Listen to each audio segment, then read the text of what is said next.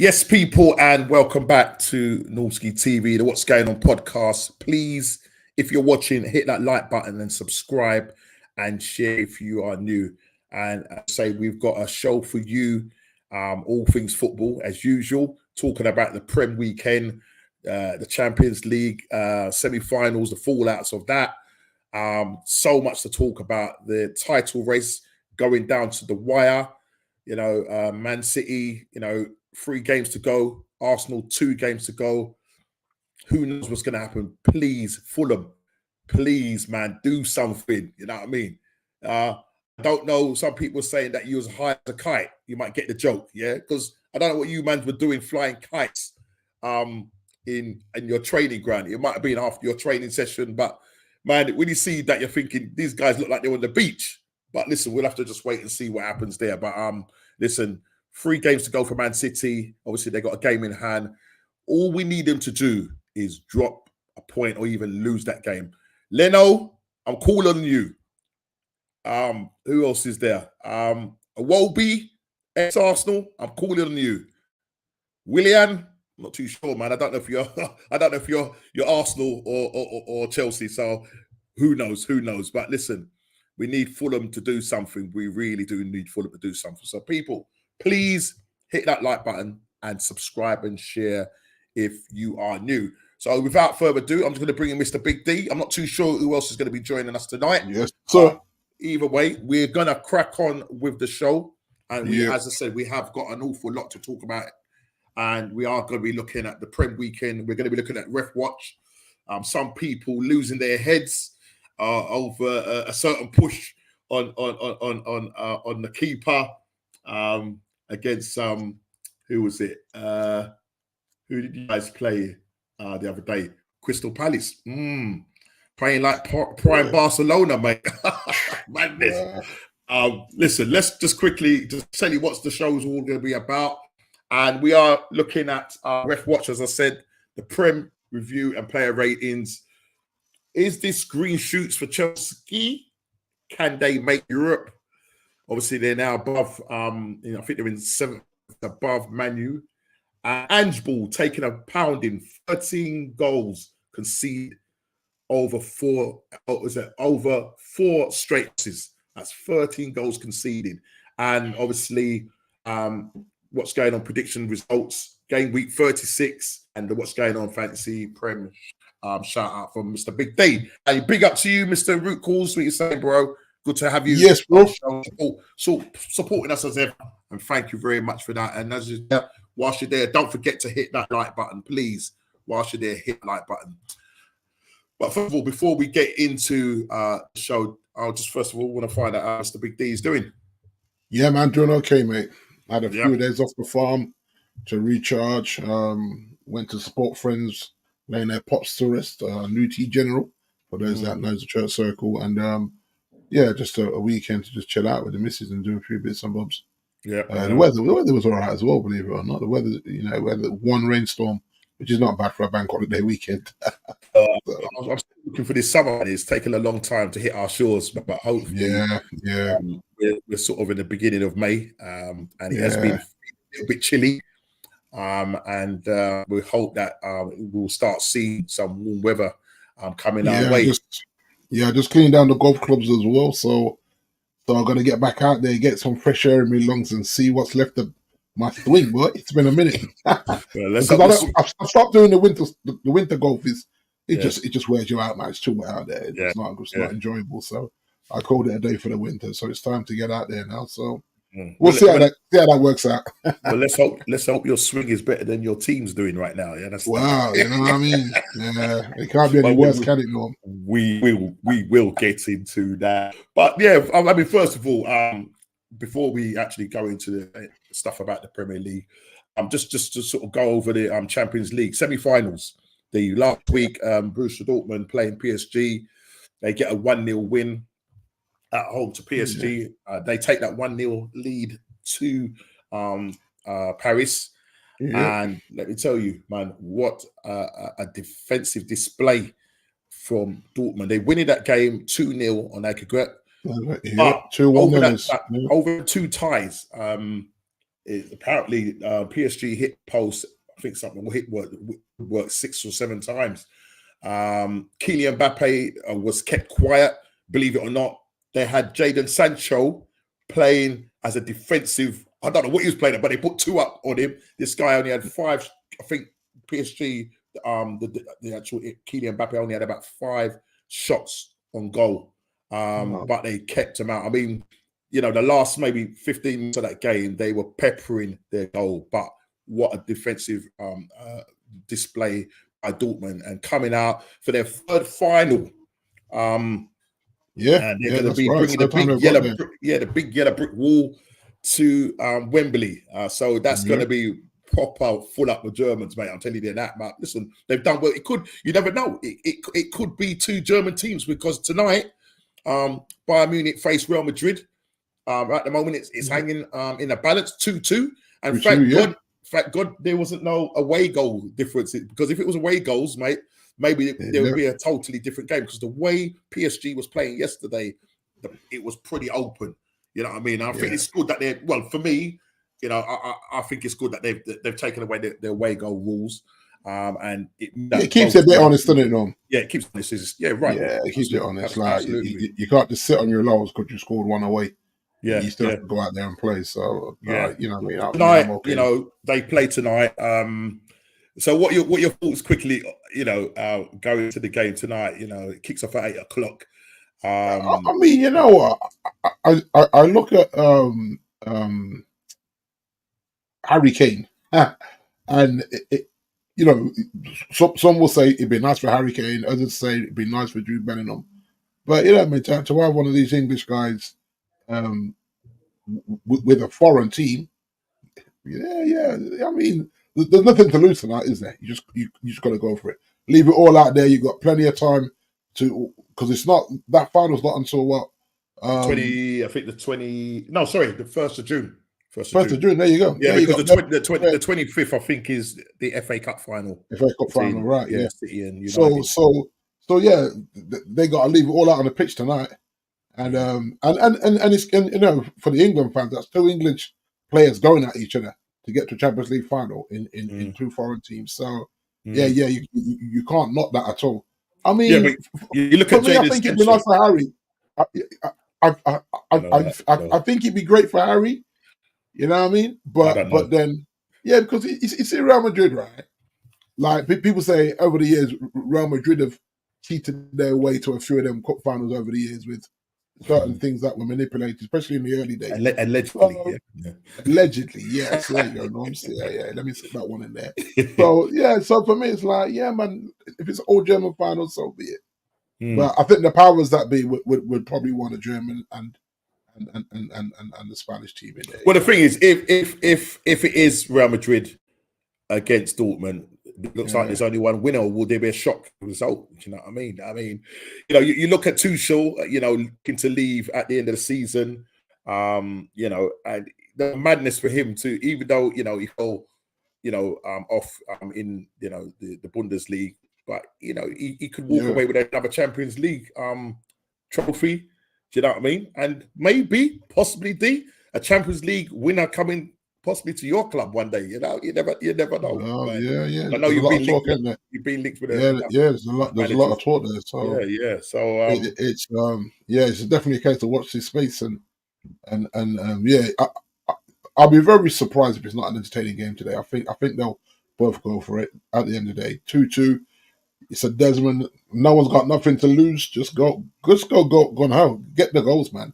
Yeah, and defend. Get the goals and defend for your life. That's how I see it. Yeah. Because I think in game, Harry Kane obviously his normal penalty as usual. You know what I mean? Right. You know what I mean? Consistent, though, isn't it? Yeah. Vinicius Jr. scoring in the 24th minute. Yeah. Leroy Sané equalising to make it in the 55th minute to make it 2-1.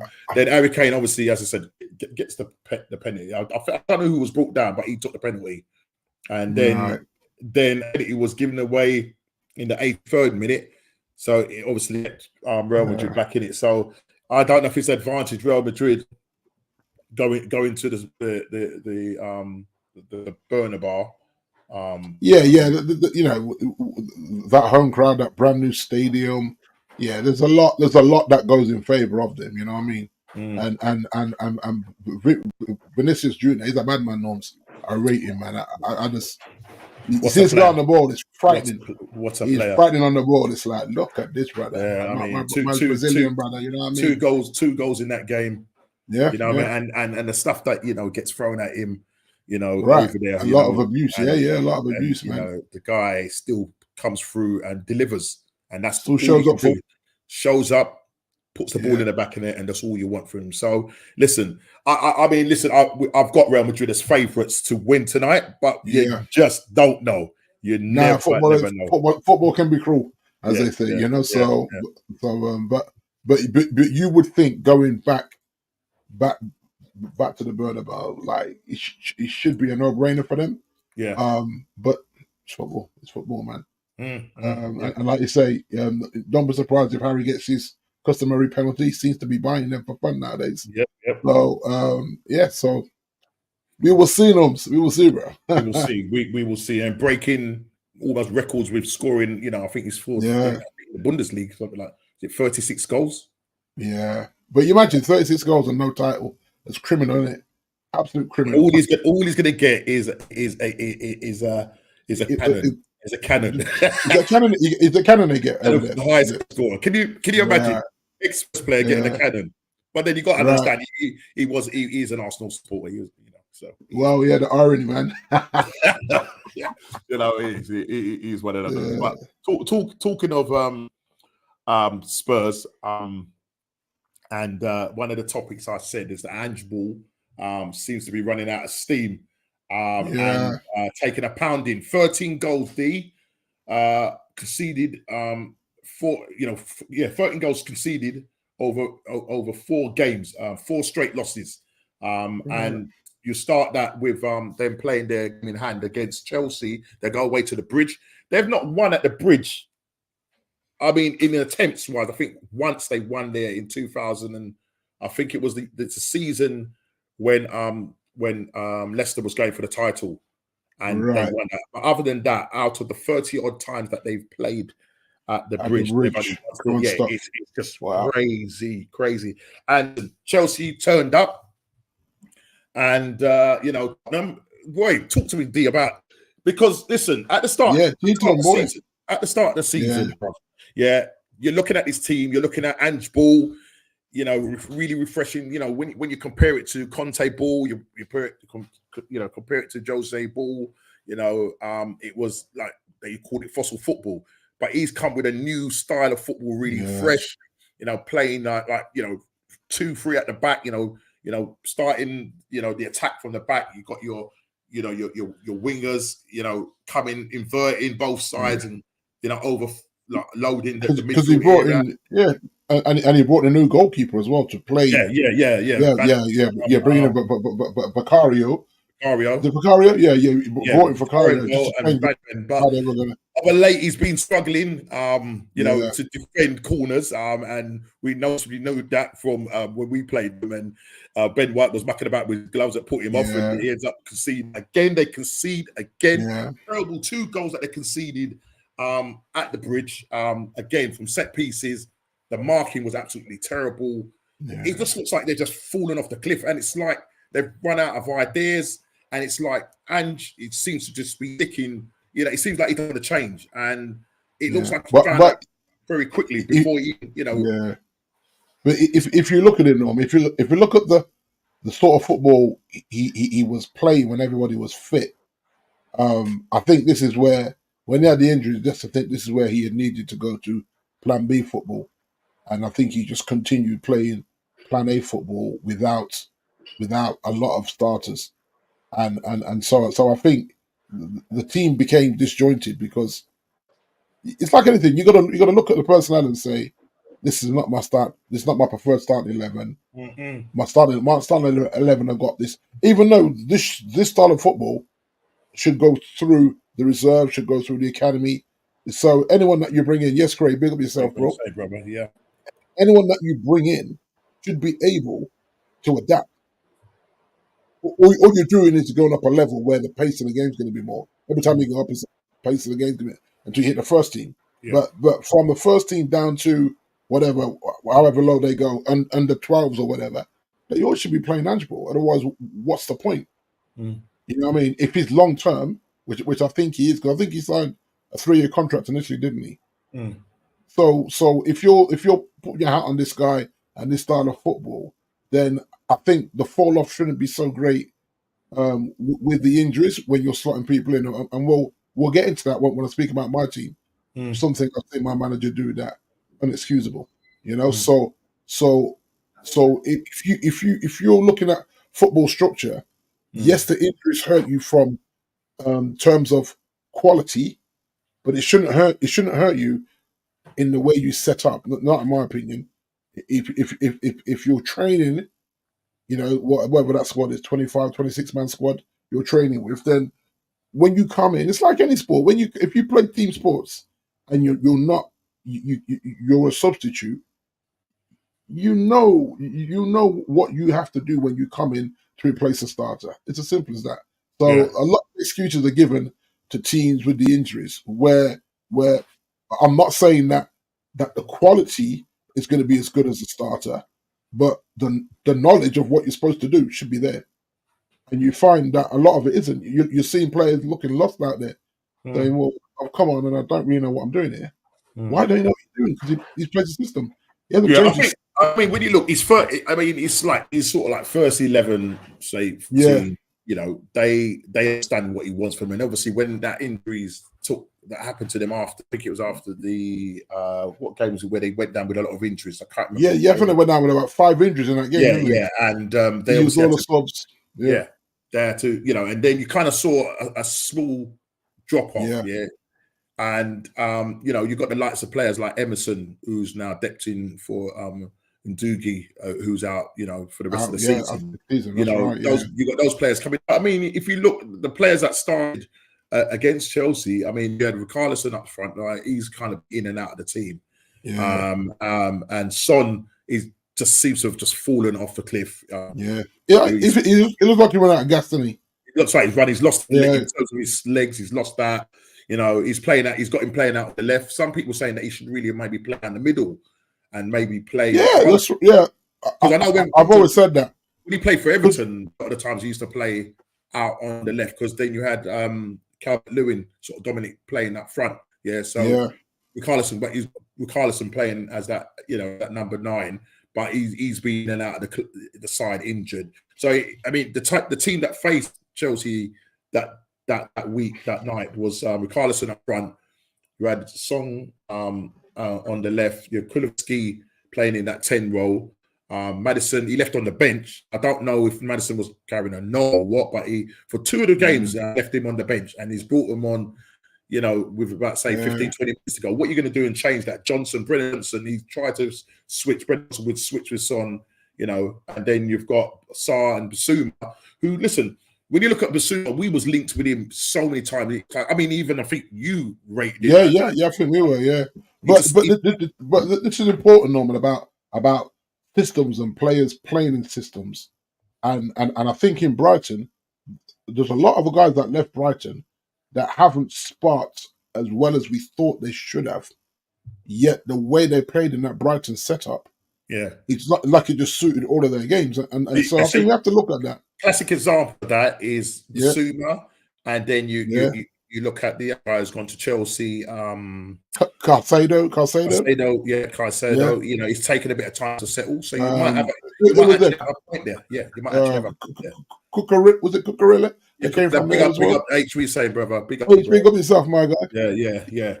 So you look at this and say, taking assistant players on current form is always a gamble, because 9 out of 10 times you're not going to play the system. It's like City. They look good in that system. They look very good in that system. And Brighton are smart because, you know, they got decent money, especially for Caicedo, you know, and Basuma. Listen, maybe if Basuma played for Arsenal, he'd probably be a different player, because I think he's a good player. I mean, H could vouch for this week.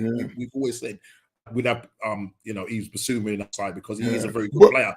But of a late, you know, he seems like he's on the beach right now, the way he's playing. Yeah, you know what I mean? Here's a prime example. Raheem Sterling in the Man City setup. Raheem Sterling can't get a game for Chelsea a lot of times.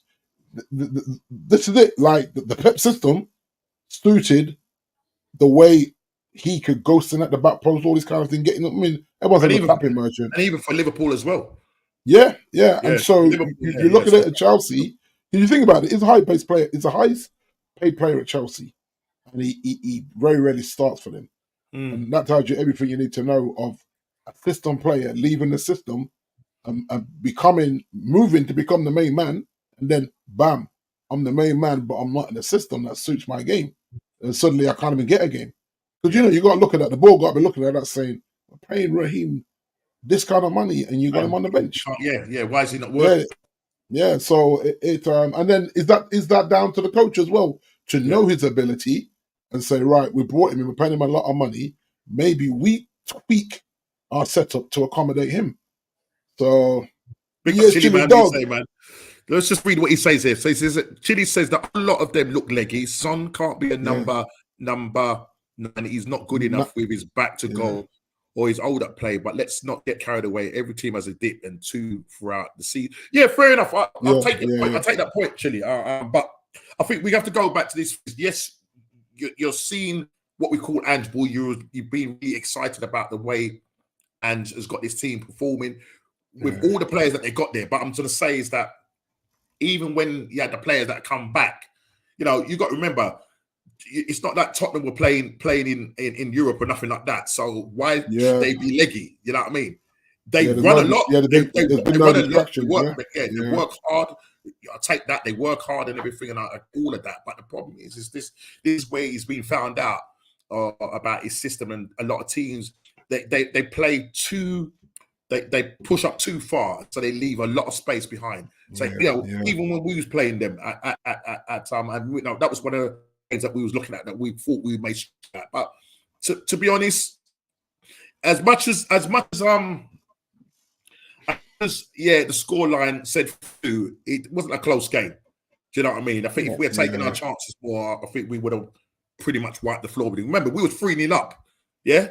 Yeah, that's right. A lot of Tottenham fans were thinking, what's going on here? Do you know what I mean? That doesn't normally happen out there. So we just soaked up the pressure. Yeah, they had more possession, but having more possession doesn't mean to say you're going to score goals. You get what I'm trying to say? Leicester were classic for that, but they won the league. Yeah, because they knew when to counter. And it's about, as you said, it's about systems to counter or not. So for me, absolutely. Yeah, but if you look at, and Chili may not agree with this, he may. I still think that Ange needs a plan B. And too often this season, you haven't seen Tottenham have a plan B. From what we nicknamed the Ange Ball. So it's the Premier League, and I think you have to adapt in with the injuries.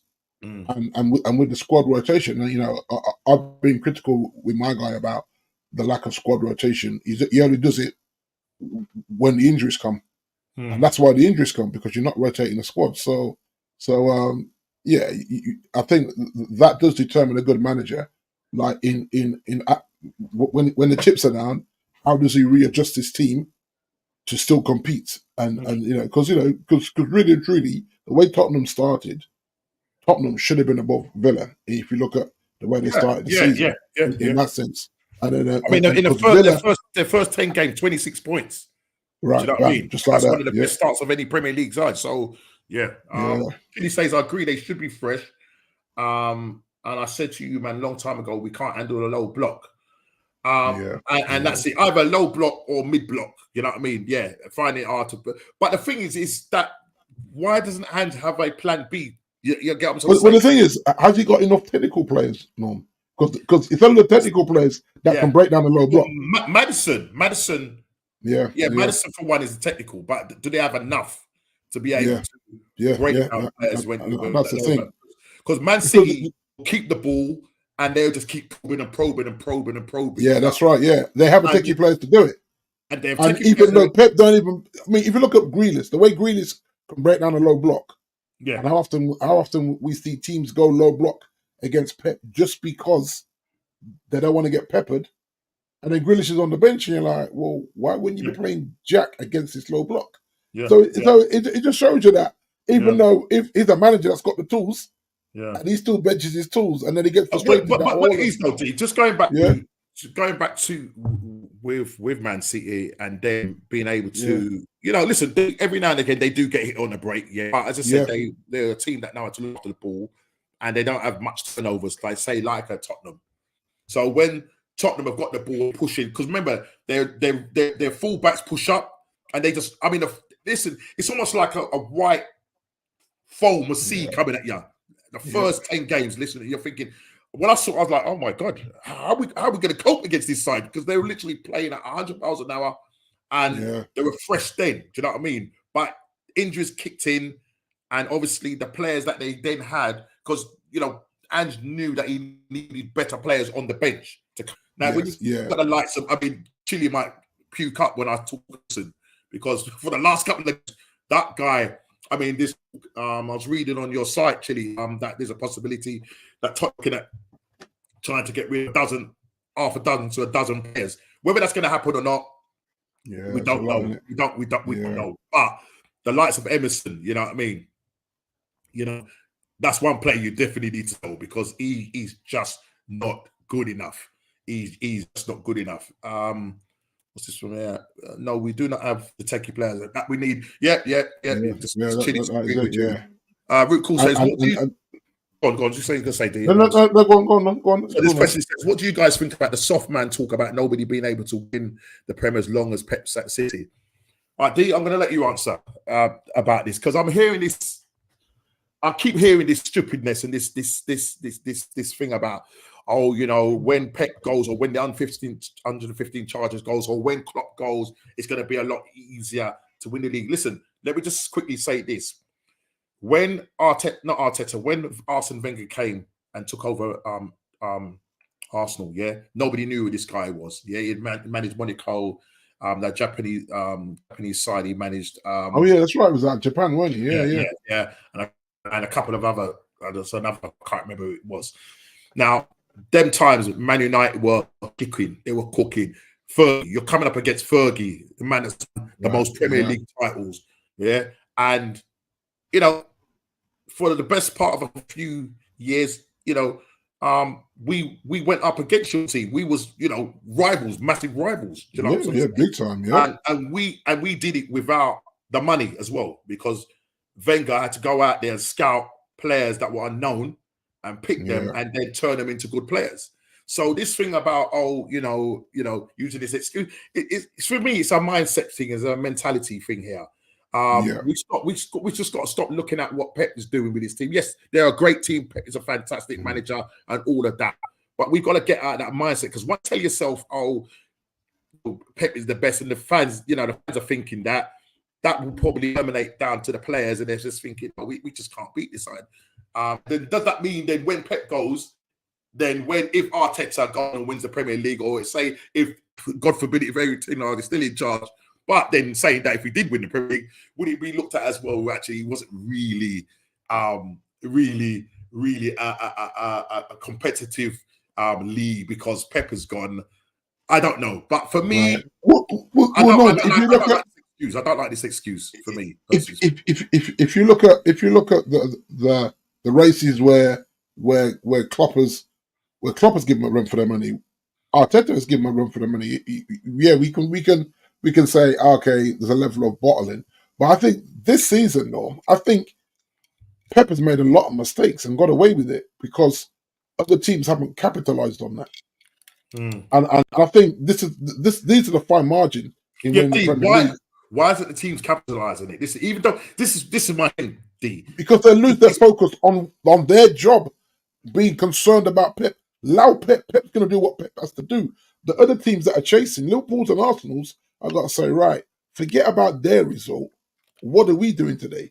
And I think sometimes the teams get distracted, saying, our Pep's messed up. And then you put that pressure, psychological, mental pressure on yourself to say, we have to win this game. And then there's a lot of overthinking football. And then you draw. You say, wow, they lost and we just draw, when we could have pulled 3 points or used that 3 points to pull away from them.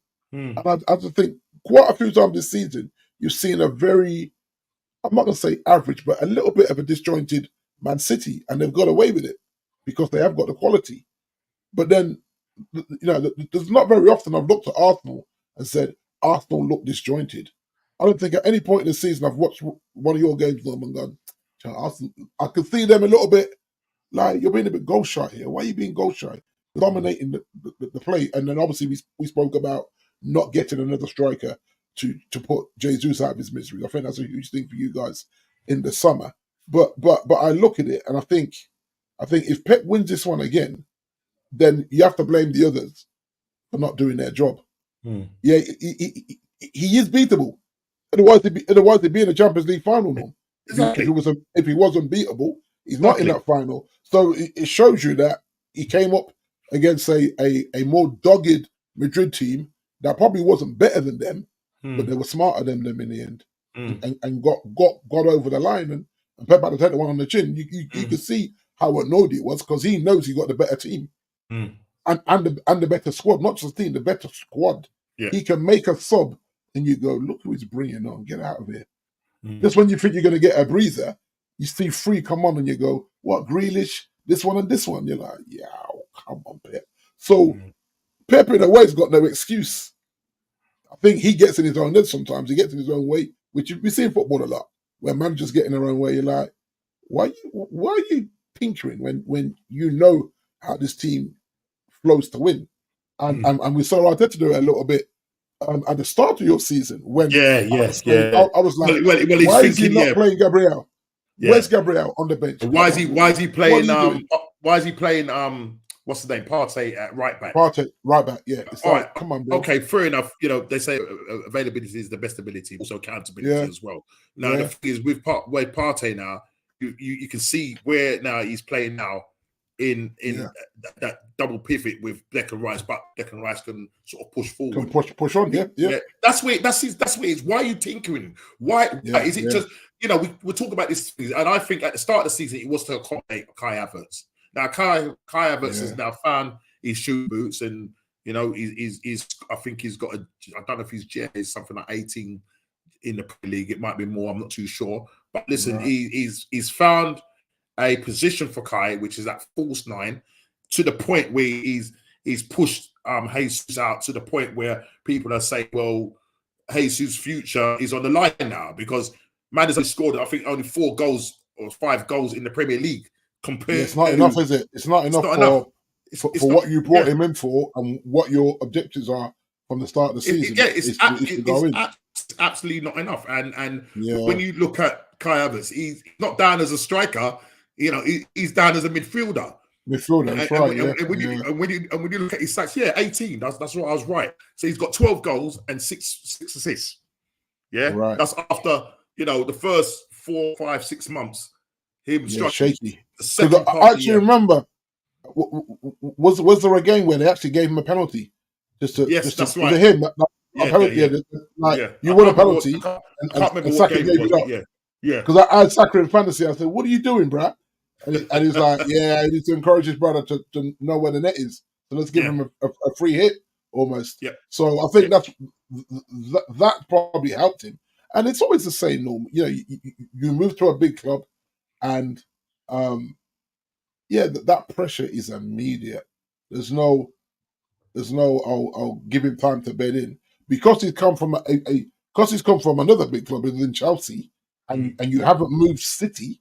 I think that's the thing as well, Norm. It's not like he had to get on a train or get up to Manchester or up to the northeast or whatever. He stayed in the capital. So I think there's a lot of that where it was like, there's no excuse here for you, my guy. Yeah. You've got to hit the ground running at Arsenal, and I think that pressure of suddenly being the man a little bit because you're the new signing. Whenever you're the new signing, you automatically become the man because the fans are like, "Yeah, man, we got this new guy, yeah." And let's say, okay, he was okay at Chelsea, whatever. But now he's not, and if the mindset is that he's come to a bigger club, then he has to produce. So it's good for him that he's producing now. It took a while to get going, but what's this root cause? What's this? The root cause is saying here, he goes, man's even saying that Arteta is among the top 5 managers in the world when the man's won nothing from players. And that is the truth. That's a big shot, isn't it? Listen, he won an FA Cup with Emre's players, and part of our Arsene Wenger's players. So now that he's had 2 or 3 transfer windows where now he's got his own players in now, he's won nothing.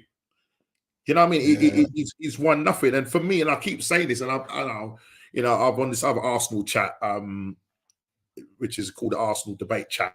And I just putting over my case about, what do you deem a world-class manager? How do you categorize them? What they need to be a world-class manager or a world-class player, then to say. Now, for me, Arteta is a very good coach. Because I mean, I've asked you the question, I've asked Jay the question. If I was to say to you, would you take Arteta? You'd probably say yes. Because of what you've seen him do. Because you can see what he's doing. Yeah.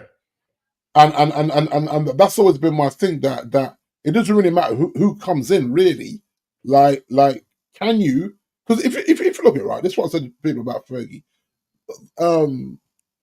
Park, John O'Shea, Nicky Butt, these men weren't world-class footballers. But Fergie put them in a system that brought out the best of them. And so as much as we had our stars where you I remember when Juan Sebastian Varane came in and it was a whole hype. And I was like, he's got a cool name, but Premier League ain't for him, bruh. You know what I mean? I actually like the name Juan Sebastian Varane. I thought that's a cool name you got there, brother. But when it came to the football and the pressure of the Premier League, it wasn't it for him. He actually played better for us. A lot of these players, these English players, if you had like an OD under their names, exactly. Then, everybody be rating them. You understand? Because, Harry Kane, Harry Kane. Yeah. Exactly. It was literally, he came in with this flashy name, and then the expectation was huge. And then you were like, the Premier League ain't for him. You know what I mean? So it's I'd say I would ask this question to H. It's kind of going off on a tangent, H, because I know we have our little. I wouldn't call it battles. I wouldn't call it battles, H. It's just different opinions on where. And as I say, Arteta has taken his team, but it's whether he can take them to the next level. So, how much time, H, would you give Arteta? Because if we come second this season, okay, we've played much better football. We've been good defensively. We've been good in the midfield. We've scored more goals, and we've challenged because now we're taking it pretty much down to the wire now. Whereas last season, okay, so that's where some people are saying that's where the improvement is. Okay, but if there was a trophy for improvement, Arteta would have won it twice. Right.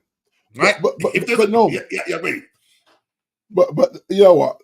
And it's pretty sad that because like, I'm a basketball man, and I look at the Michael Jordan era, and all the bad boy ballers that played in that era, but couldn't get past Mike. And so I'm looking at this bad boy coach in Pep, even though he always has a war chest, and I say, is there a little bit of sympathy for Arteta and Klopp not being able to get past Michael Jordan, as in Pep? You know what I mean? Because that's how I'm looking at it. Because like I watch some of these American sports shows, and you see the likes of Charles Barkley and these guys. So man, I was coming up against Mike. If I got to the final, I'm playing Mike. If I got to the conference final, I'm playing Mike. But I hear what you're saying, D. I hear what you're saying. But listen, I mean, I understand what you're saying, but right. So it's like, well, listen. Okay, so if Pep decides that he's going to stay at Man City for the next 4 or 5 years, and we're going to wait that long before... No, someone's got to take him down. Someone's got to take him down. Someone's got to take him down. Who's it going to be? Who's it going to be? Who's the most likely to take him down? You guys. Right. Okay, so... So this season, the likelihood... I'm not... Listen, come on, listen, Fulham, I know you're flying some kites. You're a little bit high in the kites. Yeah, stop flying the kite, and get working on that field. Go and get a draw against Man City or beat them even better. Now, listen, is that game at Fulham, Norm? It's at Fulham. That's probably going to be the toughest game out the two because I don't know what's going on with Tottenham. Yeah, as I said, the last 4 games they've shipped 13 goals. And West Ham, they've just it's West Ham in it. David Moyes is about to leave. They're linked with. I think they're linked with Locatelli. So that's right. That looks like that's going to be all sorted. H is saying here, he goes, personally, I'd give him. That's up 3 years on review. What?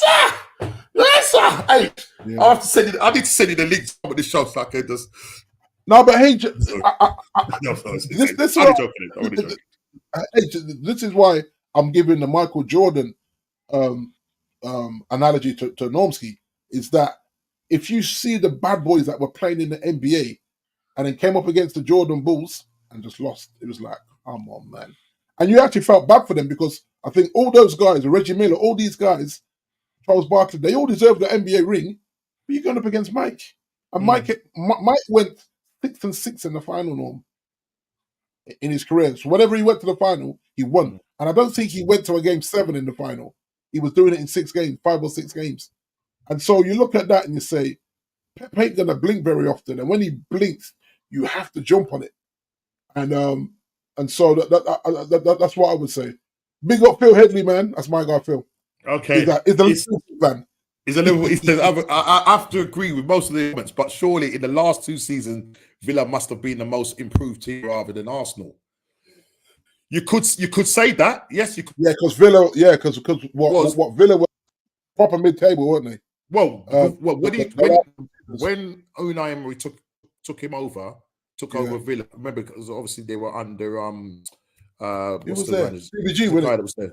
Stevie was G. Stevie G? Yeah. Stevie G. I'm sure they were a few points above the relegation. Yeah, that's why he got fired, wasn't it? That's why he got fired. Yeah. So in that sense, I would agree with you, Philip. Yes, definitely.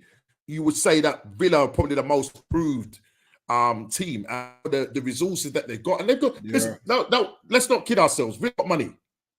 Yeah, the money. Oh yeah.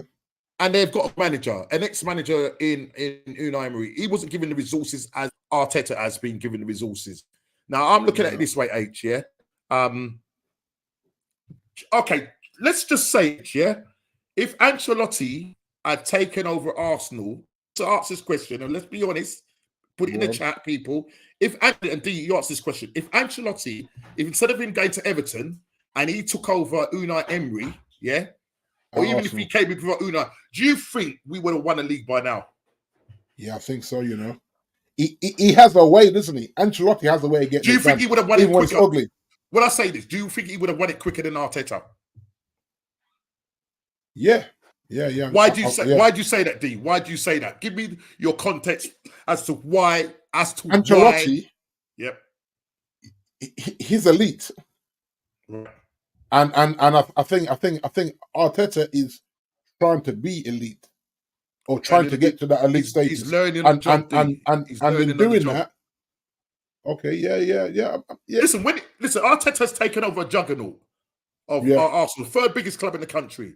The guy, just because he's managed under Pep, or say worked under Pep, putting out the cones for him and all of that, let's just remember that. Well, in the question there, then, Norm, if he wasn't under Pep, would he have got the Arsenal job?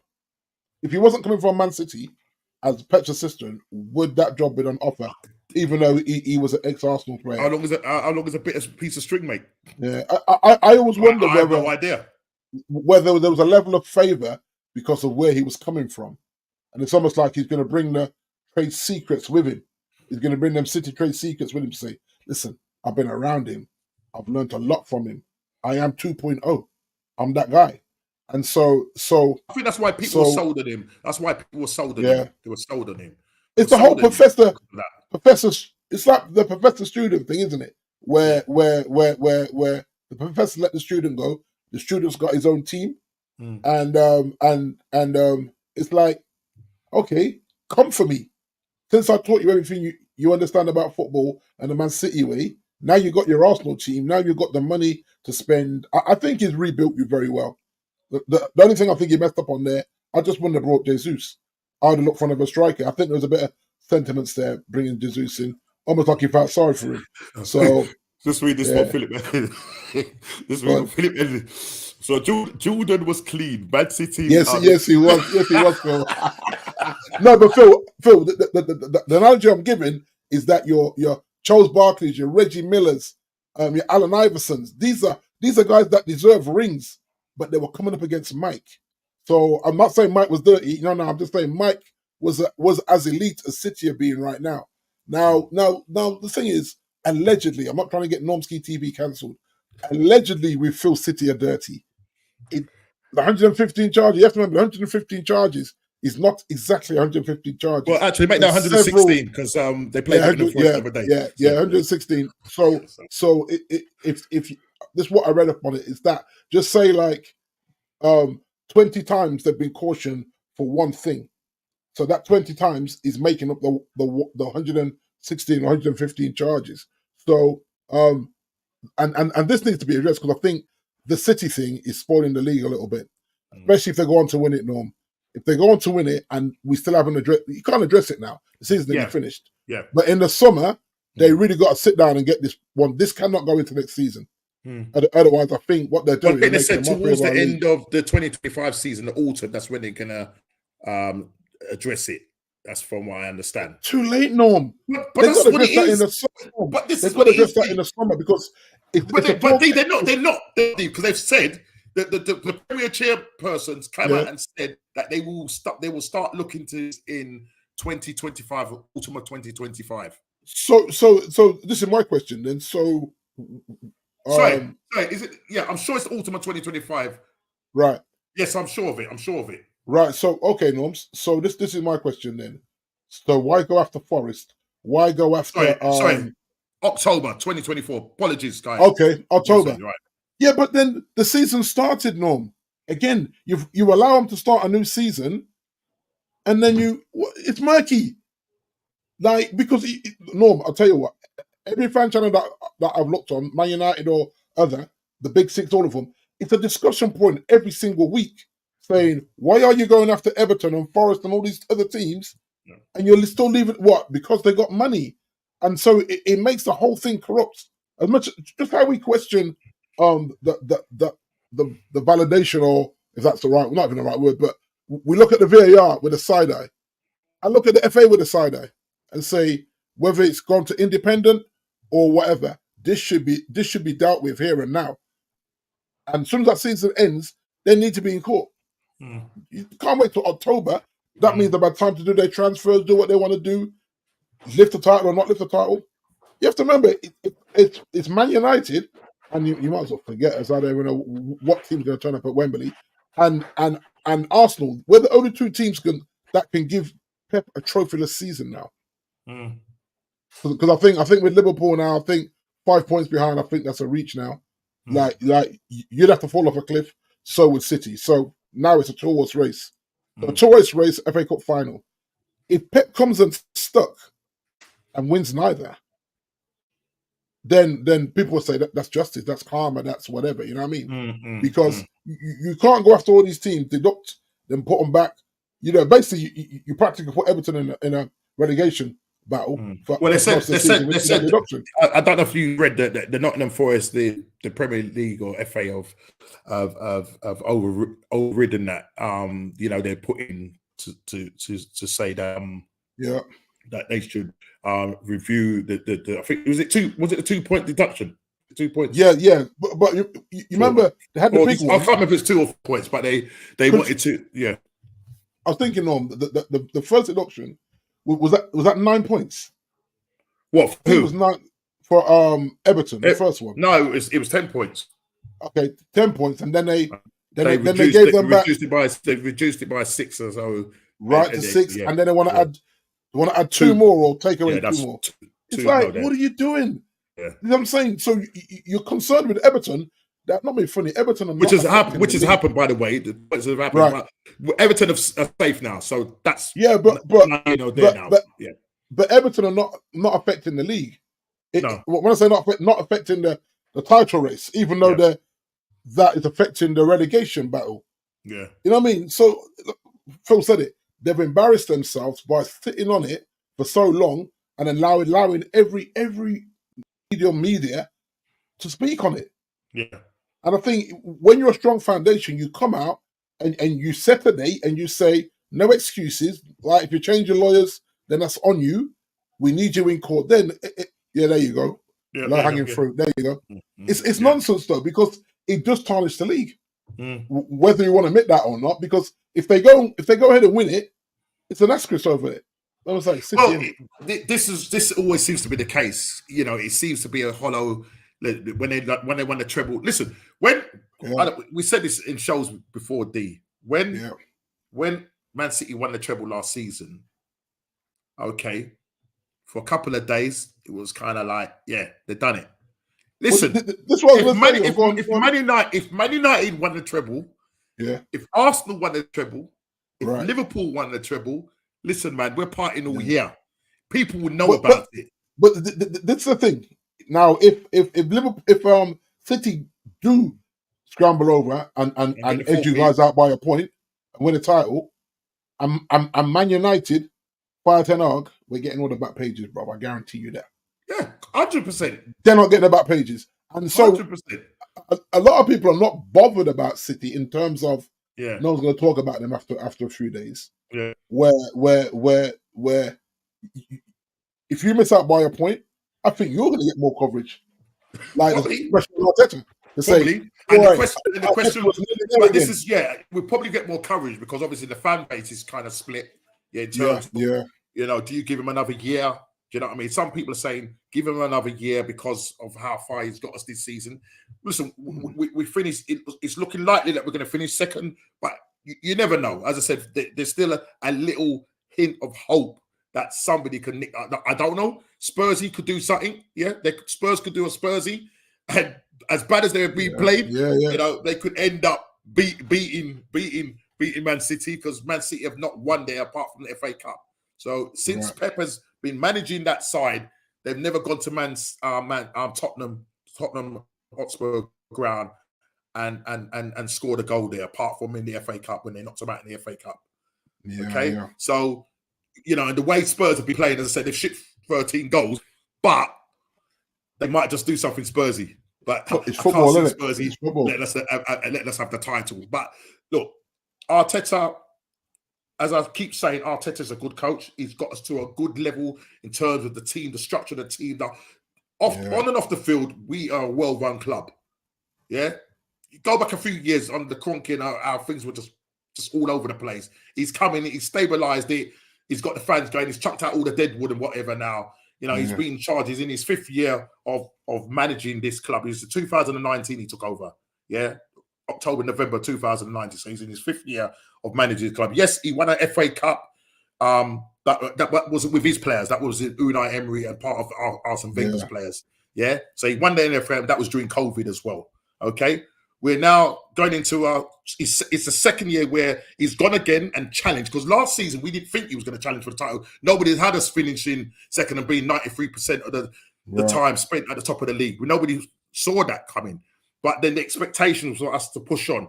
The way we was going to push on was to go and buy players, you know, that we felt that was going to push us on. Like Declan Rice has pushed us on. The Kai Havertz one was a bit of a surprise because I was thinking, well, he didn't really do well at Chelsea. He had his best season at Bayer Leverkusen.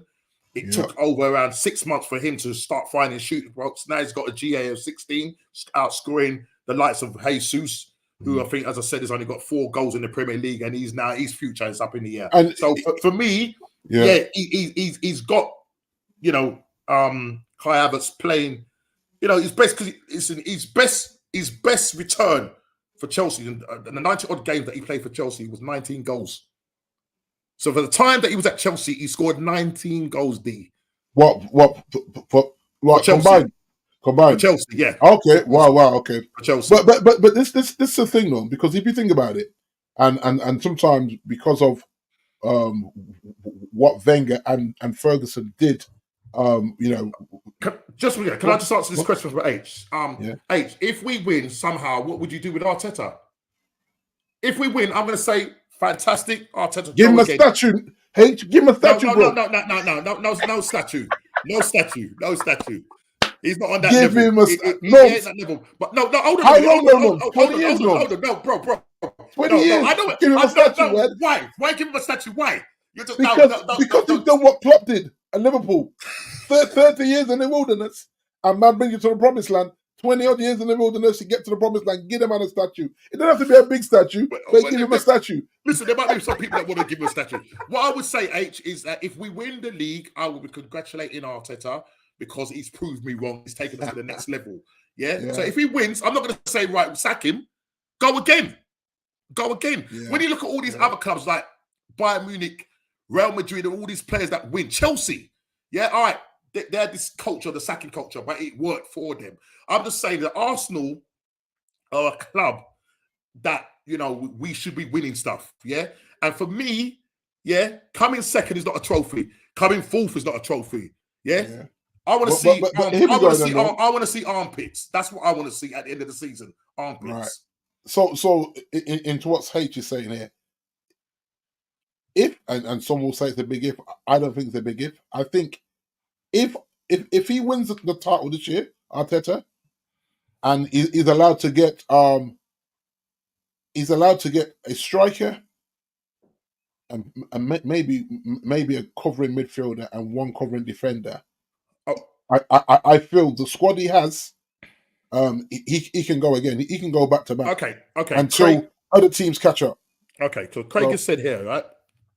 We have 5 or 6 players in certain positions that we'll need to take us to the next level next season. Now, I was listening to a podcast on my way home from work, and basically, if we get what we call a gunman, if we get somebody to cover Saka, all right, because remember he's not really playing Reece Nelson. Yeah, he's not really playing Reece Nelson. So we need you don't rate him then, no? What is he? He doesn't rate him. You need no, that's right. You need somebody. But move him on then, no. Move him on. 100%. Yeah. Move him on. We gave him it was a 4-year deal or whatever it is, $100,000 a week for the number 14 shirt. They should be ashamed of themselves.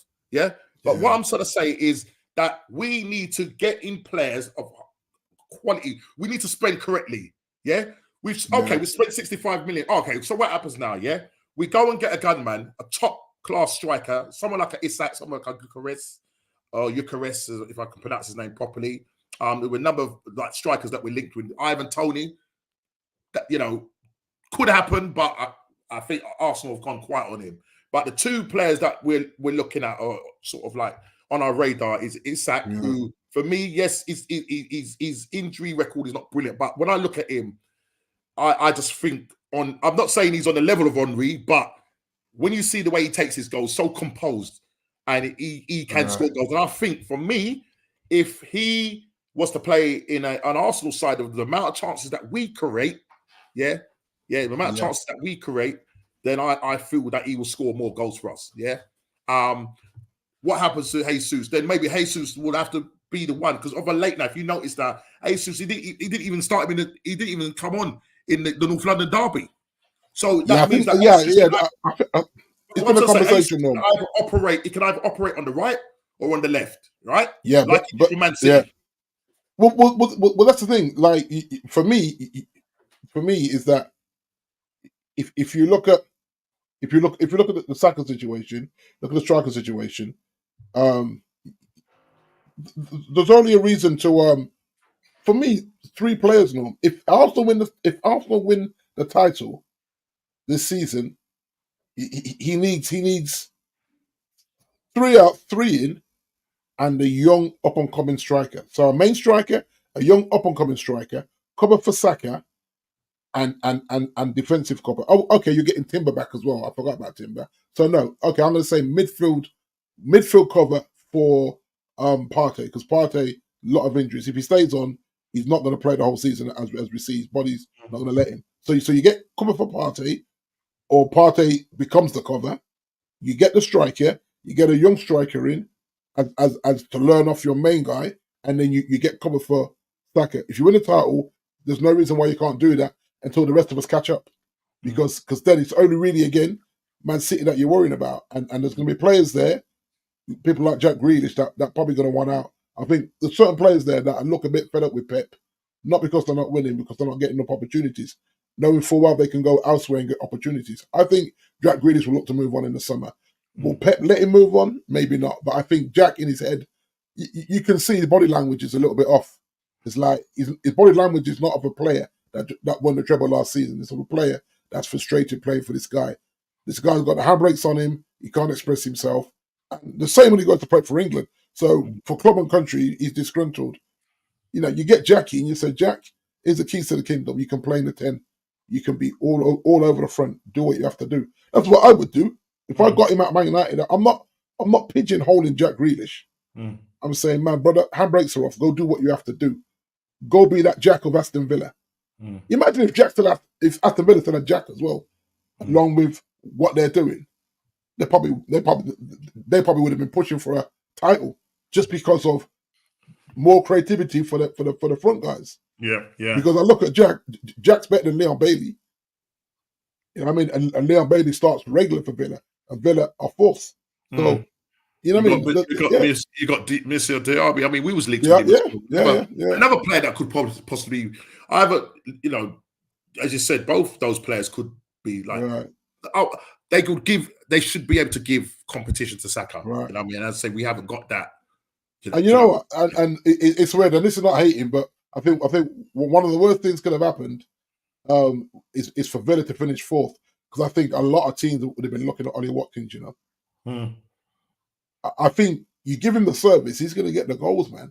But I think finishing fourth, there's no reason for him to leave Villa. He's going to play Champions League football, so he has to stay put unless someone offers him stupid money, and Villa need the money. A big transfer fee, 100 mil or whatever. Ollie Watkins. But old is it? Ollie is what, 27, 28? Yeah, so like that. Listen, if somebody was going to come for him, that's probably what they're going to be asking for. But whether teams will pay that money, especially, I mean, he's done it this season. Though he's proven himself, and this is. I think 2 seasons on the bounce now. He's had good seasons, and I don't think Villa are where they are without Ollie Watkins goals.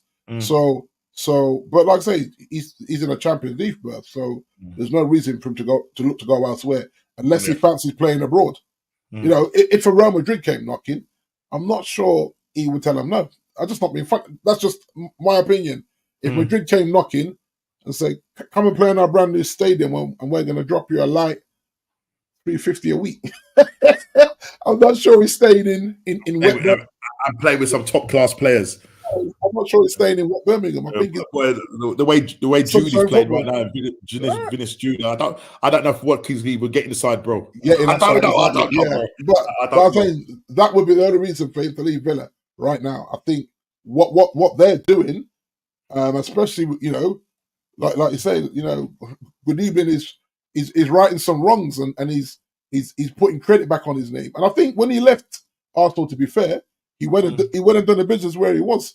That's why he got the move back to the Premier League and to a decent. I mean, Villa have been European champions. Villa are no mugs. You know what I mean? They are probably the flagship club of the Midlands. Well, no, they are, because they're fourth in the Premier League. So that says their league position tells me that there's no other Midlands club that can lace their shoelaces. So fair play to them. You know what I mean? Fair play to Villa. Well, I mean. Just looking at just this thing here from Craig, he goes, we need a goalkeeper. And talking about goalkeepers, apparently we've been linked with one of our old goalkeepers, Wolf Chesney. What happened to Raya? He's not rated. No. He's on. No, he's off. Raya is our he's on loan, isn't he? He's on loan. We're gonna buy him. It looks like Ramsdale's gonna go. Ramsdale's gonna go. Ramsdale's going to go. Someone said to me the other day if I would take Ramsdale at United. Someone asked me that the other day. Would you take him? I don't know, because I like 40 mil. No, I ain't paying 40 mil. Come on, man. No, this is the one thing, right? He's not a bad goalkeeper. I'm telling you this now. He's a better shot stopper than he is. And this is my problem with him. Is what he come out and said about his concentration. Yeah. Like, you can't come to Man United and get bored and switch off. Especially when you have them sort of amount of shots at you. Yeah. Right, exactly. So that's my concern, that he actually said it. It wasn't hearsay. He sat in an interview and said, "Yeah, my mind wanders. I switch off." What? In the middle of the game? Like, you forget you're in a football game? Nah, brother. So he's not quite elite there. If we're trying to rebuild, to come again. You know, like I said to the guys that were like my nephew. Big shout out Jonathan Gonzalez, you chief. He's a Palace fan, so he's been on my case all weekend. You know what I mean? But Right. but this is what I said. You've done the double on a very disjointed United team, and fair play to you. You know what I mean? Because you've done it twice at the end of the day, and they've never done us twice. So you got to tip you out to Palace for that one. But yeah, just that elite mentality. You come to Man United, especially at home games, like them fans will be on your neck if they think that you're not focused. Just how they've been on Onana's neck. Just how they were on David De Gea's neck when he let soft goals in. And yeah, I don't know. I think he might have got it. I was trying to back him. You know, as a fellow brother and all that, I was trying to back this goalkeeper, but these ones at the near post, they're killing me. Jason spoke about it last week, about him getting beat at the near post. I saw it again. I went, nah, bro, you can't get beat there. You can get beat across your body. We're going to come on to your game in a minute, so we're going to come. Would you slap 100 million for Isak? Right, what is he?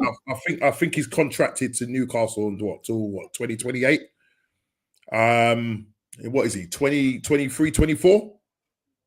I'm just trying to look there, man.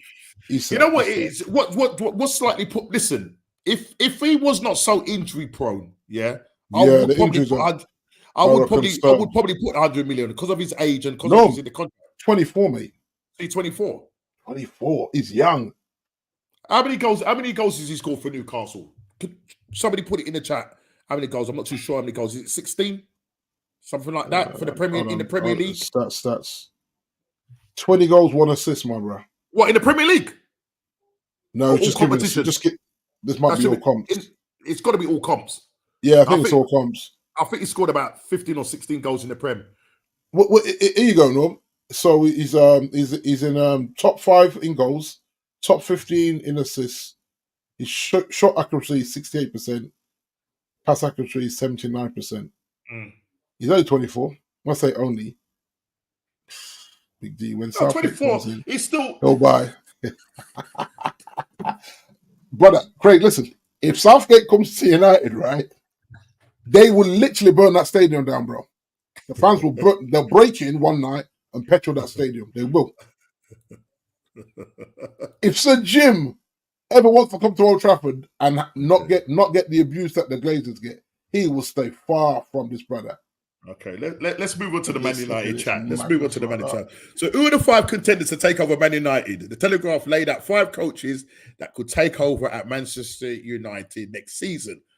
Thomas Tuchel, Bayern Munich, Gareth Southgate, Ruben Amorim from Sporting Lisbon, Thiago Motta, I don't know too much about him from Bologna, and obviously the Roberto Zerbi, the Ipster manager from Brighton. The thing is, for me, I'm putting the Sporting guy above Thomas and Roberto behind them. Southgate's the bottom of that list for me. He shouldn't be second in that list as a joke. The thing is, he'll probably go and win the Euros with England now, and then get Man United job now. What if he did though? No, for real though. What if he did win the Euros? I still wouldn't want him. Because he's only winning the Euros because of the quality of players. He's not good at letting talented players play. We see this with England. Jack Grealish, handbrake on him. He'll ruin Kobe. And I think my guy is already doing a job of ruining Kobe right now, hanging out Kobe to dry every game. It's like we cannot be a one-man midfield. It's ridiculous, man. Well, and the reason why we're looking at these contenders because Ten Hag's job is absolutely under fire right now. Now they're saying that they probably won't get rid of him before the FA Cup, so they'll see what happens in the FA Cup. But listen, D. Let's talk about your pleasant bank holiday Monday, and how you sat down with a nice cup of tea, in front of the TV against Crystal Palace, who have now Croydon FC. No, that's what Croydon FC, who have now done the double over you this season. D, and I applaud that, by the way. D, I'm not gonna lie, D. You could have lost that game 7 or 8-0. Norms. I'm not kidding you. You could have lost that game 7-0, 8-0 every minute. Yeah, when the goal went in, or me and my missus were watching it. Right, we was watching it, and we was going, oh my God, is it the? You're so easy to play against. Through. Yeah, to play Talk through. Talk to me, bro. Talk to me. I'm looking at the stats. I'm going to just look at these. Yeah. I said some stats. I'm going to leave you. And this one you can't look at stats, Norm, because we had 57% ball retention. It didn't look like it in the game. No, but that's what happened. We aced them on duels, both on the ground and aerially. They had 6 corners to our 2. Obviously, 4 goals to our none. We gave them 18 shots, Norms. Palace. We gave Palace 18 shots at our goal. We had 7, and nothing from 7. Our shot accuracy was 28.6%. You kidding me, bro? This is Sunday League, you know, bro. No, I shouldn't even disrespect Sunday League because I've watched my nephew play Sunday League back in the day, and them man was balling. Well, but my son is looking for a Theirs was 55. Theirs was 55% shot accuracy. They hit the bar once. 14 shots inside the box, Norm. It's bad. It's bad. It's bad. The only thing we beat them on is tackles. 72% in tackles to 55. Norms, this is my thing, right? He has a depleted team, right? And this is what I talk about structure. If he has a structure or a style of play, it's supposed to go from the seniors down to whatever we got, the under 12s. I can't remember now. I think it's the under 12s where United stop at. From the under 12s up, they should be playing. So tell me why we could not pull 2 centre backs from the academy, because Casemiro's not a centre back, and Johnny Evans playing with an injury. Casemiro, you know when Alicia scored that first goal, yeah? Yeah, he spun him, didn't he? See the way he spun him? No, it was absolutely embarrassing. So the people are saying, I think it was, I don't know if it was Jamie Carragher. Yeah, Carragher's he's been all over it. Phil. No, but I know you know you don't like Carragher, but Carragher said that, listen, he should just hang up his boots now and go and play either in the MLS or one of them Saudi leagues, because it's embarrassing now what's happening to him. Yo, but it's listen, right? If anyone else said that, if that was Thierry Henry saying that, I'd take it. Carragher couldn't bring nobody to no promised land. Phil, tell your spit on a kid friend to back off my team because we're going to send for him. We're going to send for this brother. Norms, he got too much chat for me, right? Because this is Casemiro. Casemiro could have turned around and said to the boss, "Nah, boss, I'm not a centre-back. Like, just bench me there if that's all you're offering." But he gave it a go. He knows he ain't got the legs for that, because this means we have to sit deep in a low block for Casemiro to play along an injured Johnny Evans. So you play a guy that is, I want to say, on his last legs. He's out of position. He's not comfortable there. You're playing Wan-Bissaka at left back. It's not a position. He's not comfortable there. You're playing an injured. So this is my thing. You literally promote two centre backs from the youth team. You say, listen, I need you to do a job, and then you employ a double pivot in front of them, 2 defensive midfielders in front of them. You just say, listen, I don't need you to join the attack. I need you to soak up and protect these 2 young lads. You got an experienced guy in Dillo, and to be fair, Wan-Bissaka is experienced, even though he was out of position. I think they swapped in, and I think Wamby went to the right and Dillo went to the left. But you play them 4. Your goalkeeper's your goalkeeper. He's prone to mistakes. We know that. But you play them 4 at the back. So the 2, whatever, under 23s, centre backs, with Dallo and Wan-Bissaka, hopefully giving them a little bit of guidance. And then you sit a double pivot in front of them. And we just be the counter-attacking team we've been all season. So he makes all these excuses and plays all these people out of position and says injuries. No. That squad is good enough to go to Palace and get something, even if it's a 1-1 draw. To go there and get absolutely slapped the way we did, I'm just like, nah, I'm sick of the excuses, bro. And you know I've backed him. I've backed Tenor all season. But this last month and a half, 3 months, I'm like, nah, bro, they're not playing for you. If they're not playing for you, you can't stay. And I know the player power thing. I get the player power thing. but you got to help yourself, and he could have helped himself. He didn't have to play an injured Johnny Evans with an out of position, no legs Casemiro. Why did you think that was going to work? And then Ahmad, what does Ahmad have to do to get a game of football? Yeah, I know you. I say it every week, no. You mentioned every that. week I say it. We're you have to remember. You have to remember that Crystal Palace have a better front three than us right now, even with Rashford in there. They do. As Elise, the Mateta guy was. Remember I said to you about him. You're like, nah, dear, I don't rate him. No, I'm not gonna lie. I'm not gonna lie, guys. The way he twists up Johnny Evans and put that. It was mad. He shouldn't be scoring from that angle, bro. You understand? No. Again, he's near post, and before you know, it's past him. Sky Sports ran a poll. Yeah, as you can see up there. Yeah, can you see that poll? Yeah. It's wild, isn't it? Yeah, you have to remember, the fan base has been split all season, but I think the fan base have done, because people are saying that he doesn't deserve to take this team to Wembley. They're actually saying to give it to the Wally with the Brolly. Yep. That's what I think that's what Phil said. Yeah. And you know what, Phil? It's not actually a bad shout. I think there's a lot of factors. The Ronaldo situation, the way that was handled. I'm not saying I wanted Ronaldo to stay. I think Ronaldo was hurting us with the ego, and maybe he's well enough to have that the ego that big. But we keep saying, Norman, that no player is bigger than the team. So I didn't like the Ronaldo behavior. The way Sancho, and people don't know this, right? Sancho and Rashford are like blood brothers. They literally just live in each other's yard and hang out and go on holiday together and all that. You don't think Rashford's looking at his boy getting disrespected and thinking, yeah, man, I'm giving this manager 100%. He's not, bro. Regardless of what they say is going on outside of football, Sancho, Rashford has backed his man by not performing, which is really poor because he's on a lot of money. But that's your brother. And if someone comes after my blood brother like that, maybe I'm going to be the same way. I'm like, nah, bro, I'm watching you because you came out my blood brother.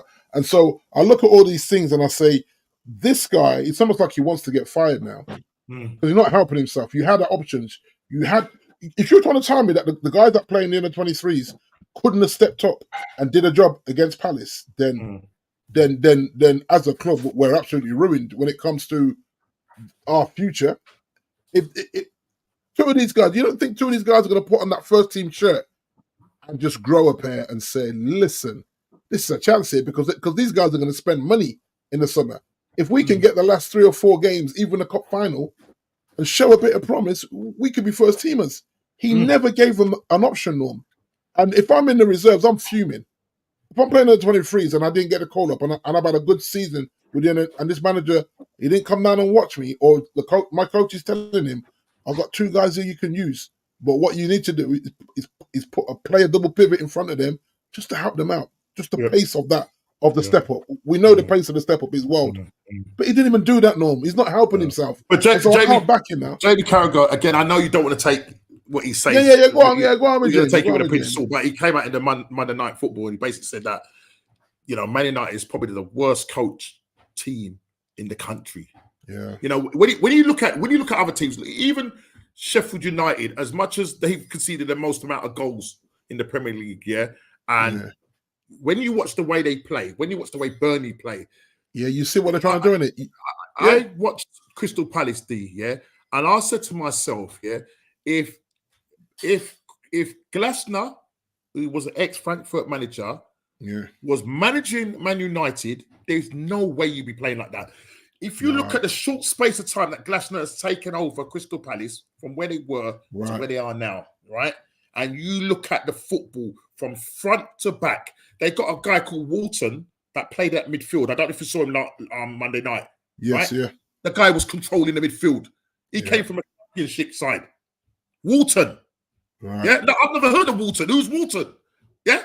And this is the thing, right? This is the thing, Norm, because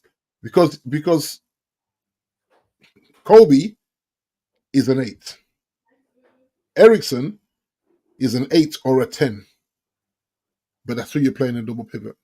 But I mean, yeah, you got against Bruno, an injured Bruno was centre back. Injured, didn't it? Bruno was yeah. But so just say if Bruno was there, I would have said to Bruno, you're gonna have to play on a double pivot with Kobe. Okay, what about Amrabat? Wouldn't you have played Amrabat as a Well, that's the thing, because when he brought Amrabat on Norms, and the thing is, because he's not been playing him, you almost forget that we've got him. So when he came on, I thought, he's not injured. Because sometimes they're on the bench carrying a knock and he don't want to risk them or whatever. Or they're saying, I just can't go at this pace because everyone's looking at the pace attack of Palace and saying, rah, how do we defend these guys? Because every time they went forward, they looked like they were going to score. Exactly. They were slicing through you like butter. And I think Carragher came out, we talked about this, the way Man City, when they defend, I think, they said they leave this big, massive space. Yeah. So when they're pressing, they press and they leave this like low block. So what happens? The midfielders press further up, but leave a space between the defense, and then you've got this massive gap. So that they've pressed up, and then there's this massive space in the middle. Yeah, and they call it Donut FC. And every time, in that midfield area, you guys get outplayed or get cut through. Because 9 out of 10 times it's Kobe on his own, Norm. That's what I'm saying. Because everyone's pushing up because naturally that's what he does. Yeah, and Bruno does the same. Bruno does the same thing as well. Obviously, because that's what he is. But the thing is, right? When you watch Bruno play for Portugal, and the manager says to him, "I need you to sit in a double," Bruno sits, no. All right. So this is the problem. He's ill-disciplined.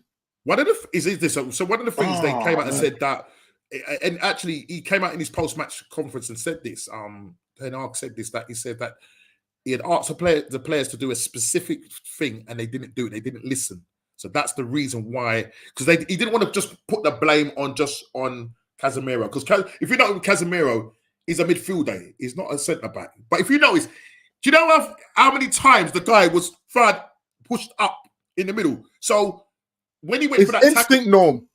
It's instinct. If that's your, it's okay saying I'm asking you to be a centre back.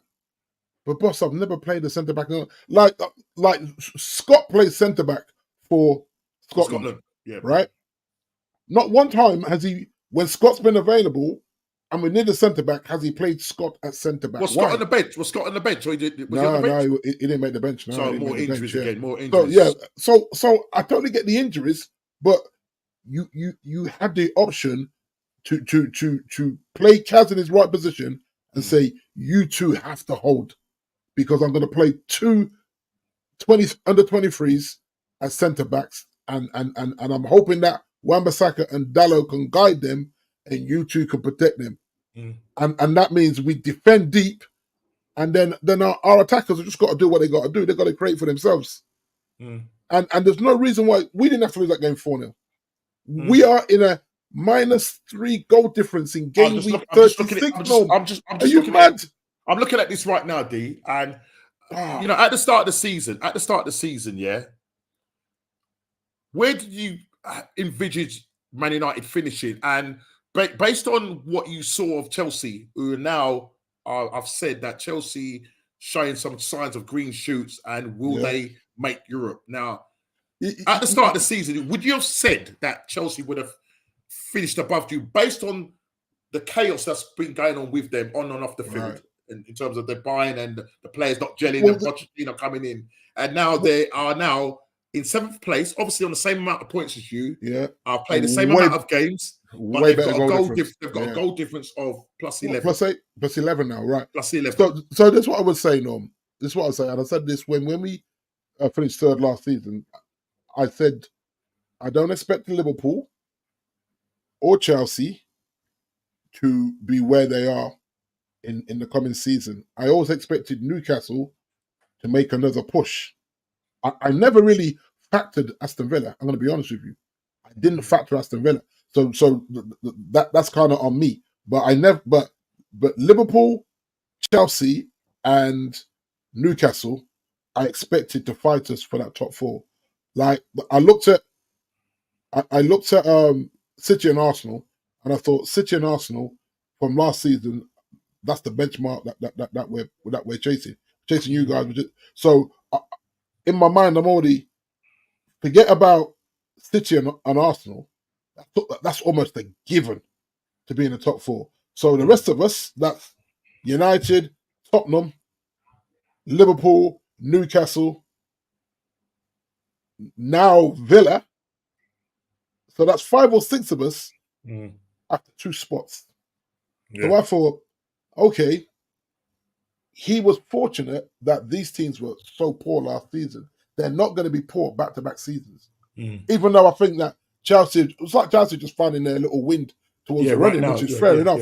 But I never. And you know, sorry, D, just to say the reason why I think Chelsea of now, because you know, Poch was sort of criticised for, you know, playing. I can't remember who was Chilwell on the wing. Yeah, he was doing some sort of kind of madness. He was. He was doing a lot of rotation. Things just wasn't gelling, and then all of a sudden, I don't know if it was by accident. Soon as he got Cucurella to invert, Eds is not on the thing, but I'm sure Eds will agree with this.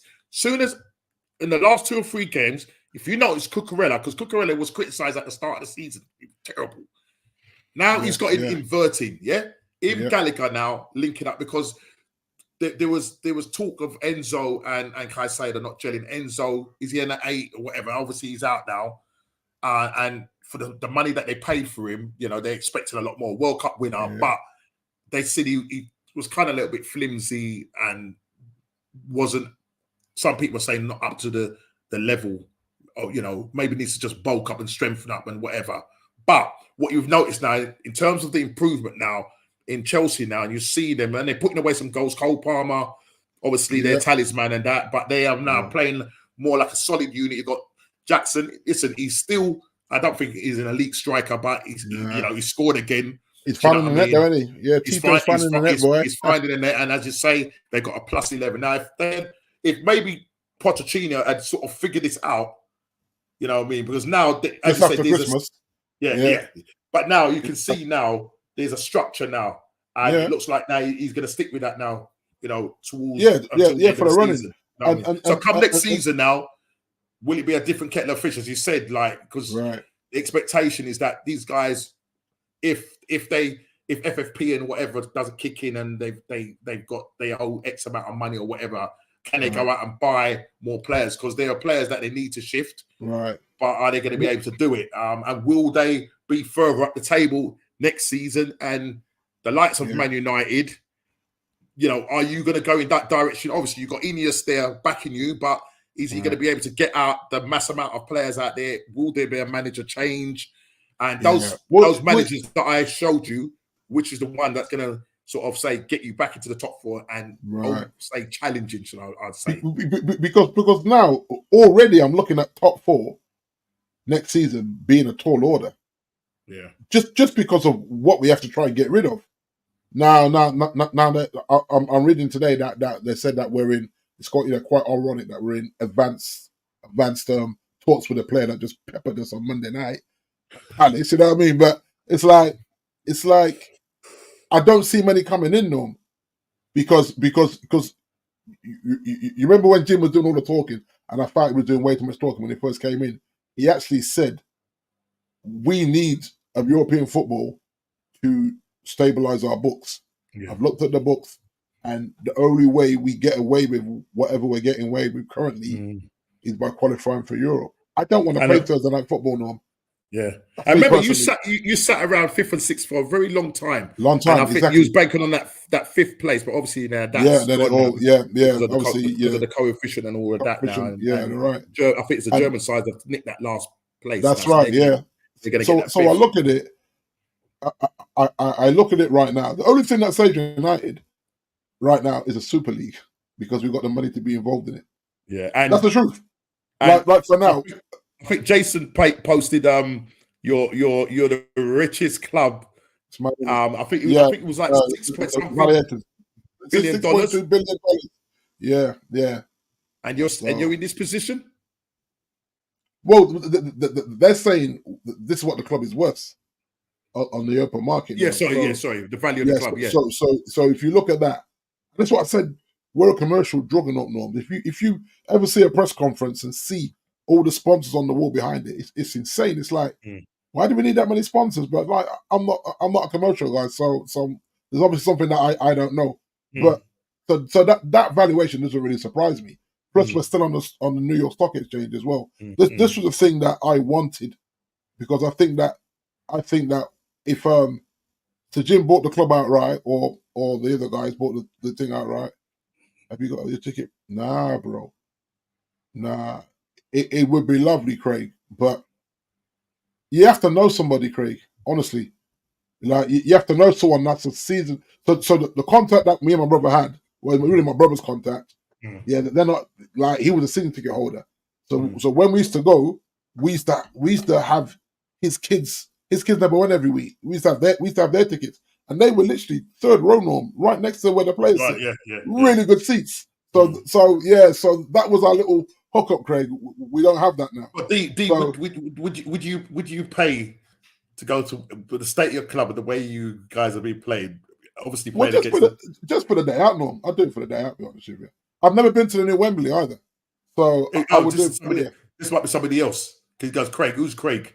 So I don't know if he's got the same. Oh no, sorry. Yeah, he's got sorry. Oh, in the clock house. Sorry, my guy. I thought you were Craig then. I was if you're new, please hit the like button and subscribe and share. So you must be different from you've got the same logo as AFC always. So big up to you, please. I just saw the logo rather than subscribe and share. So Craig is AFC always, mate. So apologies, my brother. This might be a season ticket holder, Norm. In the clock end. The clock end is is that from Highbury? The clock end. Yeah. Is that from Highbury days? No, it is him. It's him. He's a chief, isn't it? Why you change up your name, you chief? Because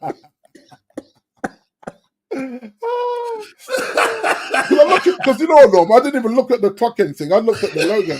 I thought it's Craig bantering again. Yeah, Craig. You know what? Man is trolling you. Man is trolling you, bro. Just because I haven't been to the new Wembley, like it's a day out at the end of the day.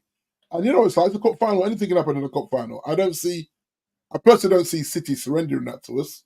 I think Pep's ego won't have it. You know what I mean? He'll be putting guns to man's head in the change rooms and all that at half time if they're losing to us, especially how poor we've been. And I think with Pep, that will be his pep talk. He says, "This is not the Manchester United that you lot feared when you were kids in secondary school. These guys have got nothing against us.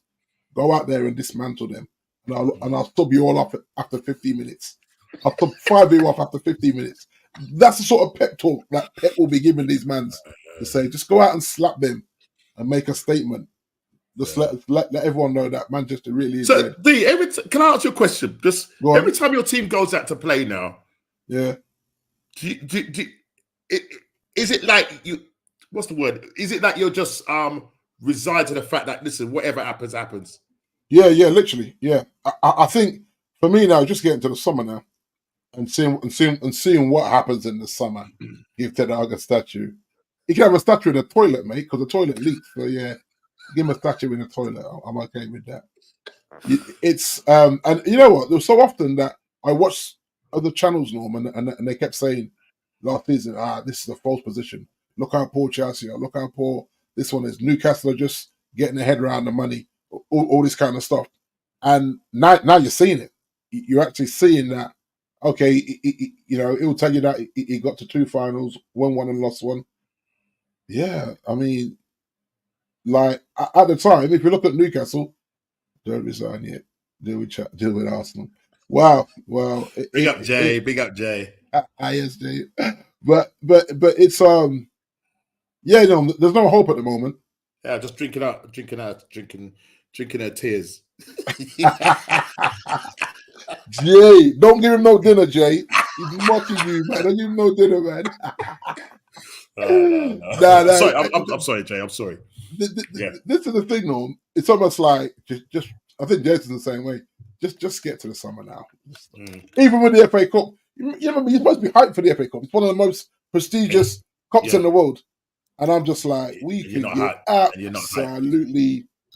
I mean, worse than this. But the thing is, this is my thing. If Palace can do this with us, I mean, I'm hearing that Martinez has been training. You're gonna throw Martinez into that game, Norm? Crazy. After doing that practically the whole season. Yeah, this is the kind of things that annoy me about United. But don't be surprised if Martinez and Rashford plays that game and gets injured, and Rashford comes. Yeah. Like it's like everyone's saving themselves for the cup final. Don't be surprised if Bruno just sits out to the cup final as well. Even though I don't think Bruno is built that way. But don't be surprised. As it currently stands, you've conceded more goals than you've got points. Do you know that? I know, mate. Yeah, you're on 54 points. Yeah, this could be one of your lowest points tally. Because I think your lowest points tally was under Ragnick and Solskjaer, 58 points. You've got, and you have to remember as well, Norm. They down tools on Ragnick blatantly. Yeah, they stopped playing. Do I say they're down? I think they're probably down tools now, but then there's an element of them that says I want to play in the cup final. I think some of them want to play in that cup final because they've probably never played in one. So you'll see a little bit of effort, but it's just disjointed now. And I think if you put him out to pasture and said to Steve McLaren, you know what, mate, lead them to the promised land in the final, and we'll have a nice ambassador role for you at the club when a new manager comes in. Or in fact, if he fancies you join his coaching team. I don't know. I think after the press conference that he gave, I think he's lost, Norm. He's lost. And he's lost in his mindset being lost and run out of ideas, even to save his job. He's still not thinking straight. So why give him the cup final? I have to remember the FA Cup's a big deal for me. And I just think, don't give him that. Like, put him out to pasture, man, because Ajax won him back allegedly. So just let him get settled in. There was talk that he was in the running for the Bayern Munich thing. I think they've called on him as well. Bayern ain't going there. Bayern ain't going there. No, I might be shocked. Yeah, I think we're both frozen there. No, my pictures are frozen. Yeah, I was going to say. Yeah, our voices are there. Our voices are there. I mean, I don't know. Let me know in the chat if we're both frozen. I don't know what's going on. But yeah, I'm frozen. I'm frozen on my screen. That's for sure. Come back in and come back out. See what happens. Is it okay? Where are we? All right. Yeah, let me come out and come back in. Hold on. Let me just copy and paste that. So while she's doing that, because I'm seeing. My whole page is completely frozen. Goodness. Is it? Yeah, it's struggling to let me even. What is going on here? All right, let me. So it must be. I don't know. Minimize it. Yeah, I've got the spinning. I've got the hourglass going on there. Okay. Wow, so that's never happened to me. Is that your end then? Is it your end? Yeah, it might be my end, Norms. Yeah, that's wild. Okay. Well, just let me know if people can see me moving. Frozen, Norm. Yeah, it's a little bit like your team. They froze. Right, literally. Right. Well, listen, we're gonna. Yeah, Big D's frozen. Yeah. So I can't. Our eyes are moving, but Big D's frozen from Phil. But if you're able to, can you hear me? No, I'm going to try and force quit it and come back. Okay. Well, whilst he's mucking about, people, no, I'm fine. Yeah, listen, we're fine, man. We're doing good. D having a little bit of internet problems, but after watching that game against Crystal Palace, at least say, look, I would take him at the club, as Craig says earlier on. I would take him. I'll take Eze. And I said from the time I saw those two guys playing and were in the side against Man United, I said there's only going to be one winner here. And to know that the way they were taken apart, Man United were taken apart. It was just like a walk in the park for Crystal Palace. Glasner has got his team really playing well, and as I said in a couple of streams ago, that if he gets the backing from the club and is able to keep, Elise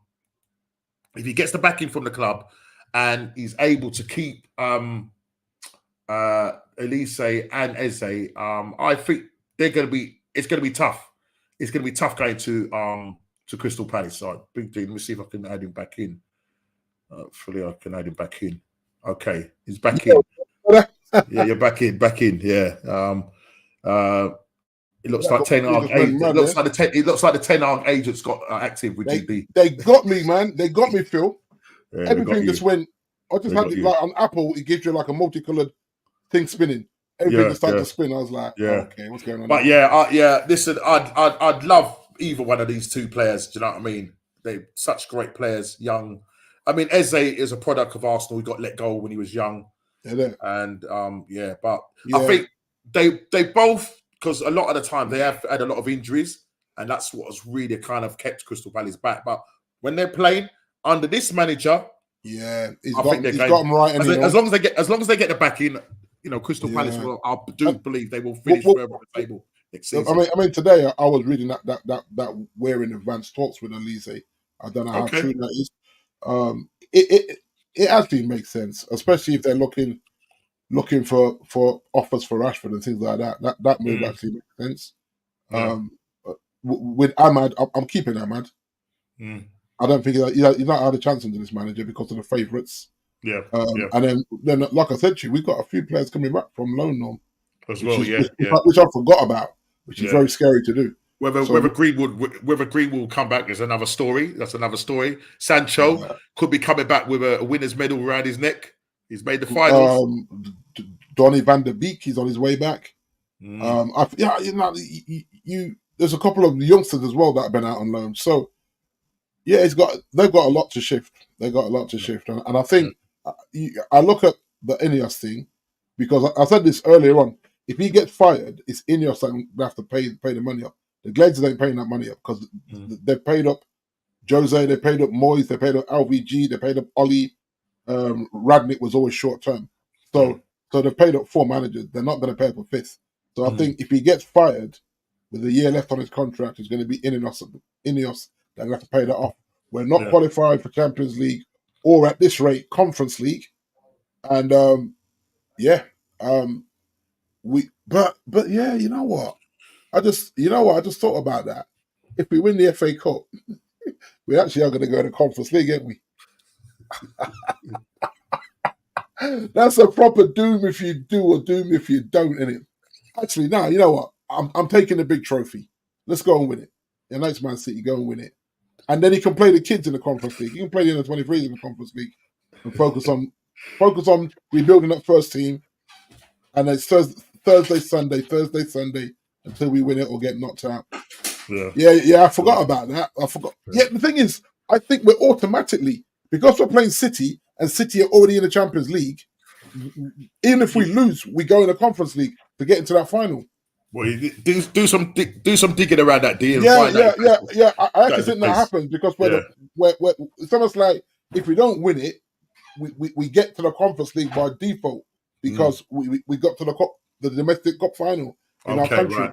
Yes, right. I'll check it out then but I'm sure I read it somewhere or someone told me that and I went, right, that means you can't avoid it. So even us stinking the joint up, and if you win the FA Cup, then so is it? Oh, it's Europa, Phil. Europa, rather than conference. Okay. Still Thursday night, though, isn't it, Phil? Still Thursday night. It's painful. Thursday night. It messes your whole week up, Phil. This Thursday, Sunday football messes your whole week up, man. It's wild.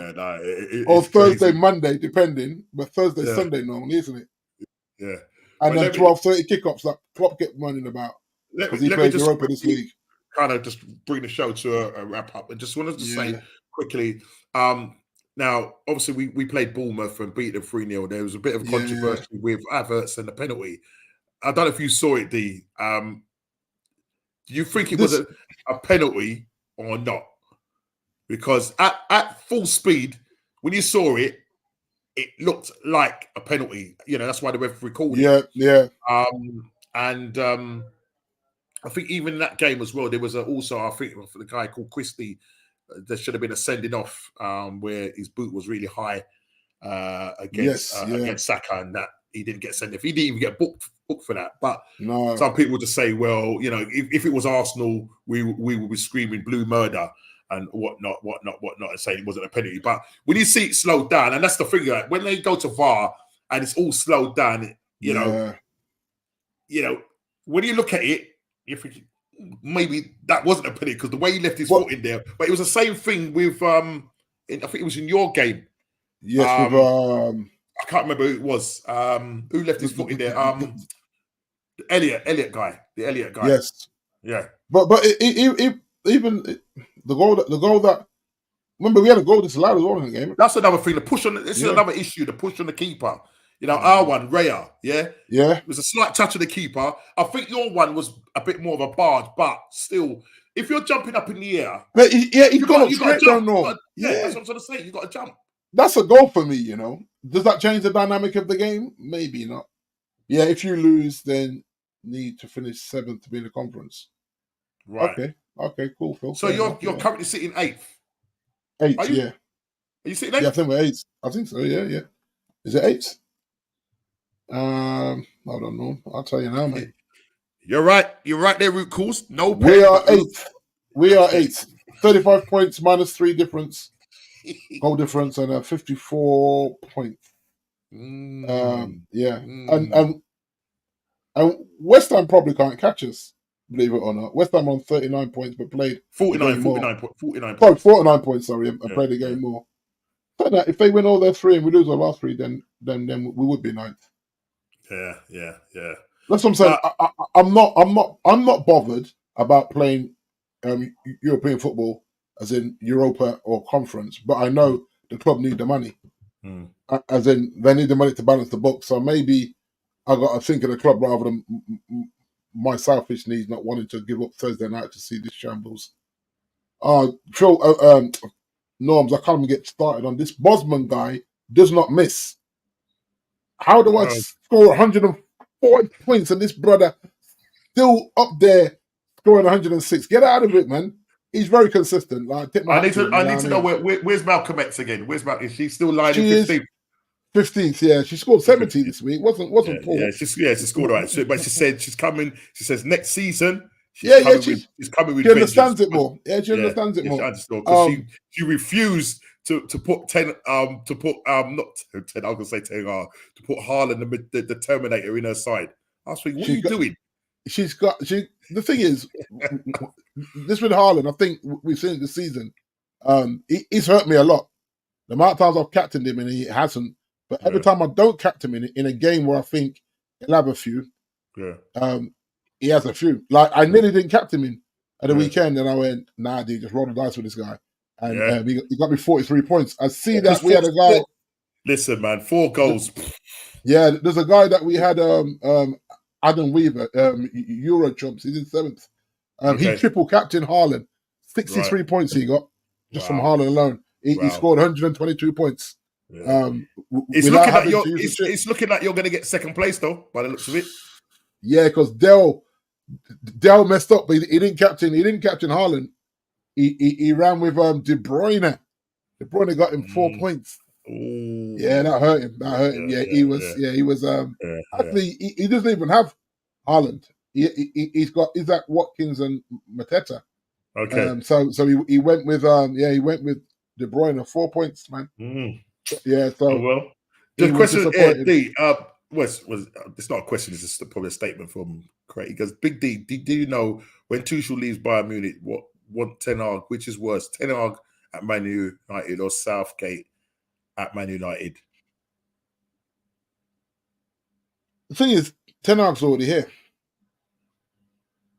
I'm just not a Southgate fan.